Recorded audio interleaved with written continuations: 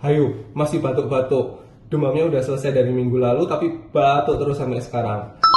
Saya Dr. Ivan, dokter spesialis penyakit dalam. Follow untuk tips kesehatan menarik lainnya. Kenapa bisa seperti itu? Jadi kalau misalnya kita batuk dan sebabnya oleh virus, bisa jadi virusnya itu sudah dinetralisir. Infeksinya sudah selesai, cuman proses peradangannya itu masih tersisa. Ketika ada proses peradangan nanti akan menghasilkan lendir. Lendir-lendir ini yang membuat jadi lebih mudah batuk.